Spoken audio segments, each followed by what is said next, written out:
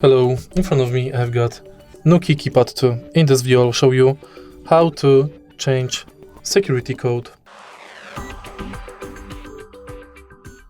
In the beginning, let's go to NUKI app and go to settings. Now go to Keypad,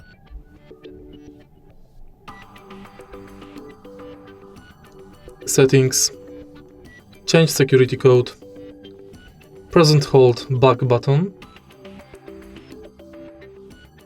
and now enter new security code. Present hold again,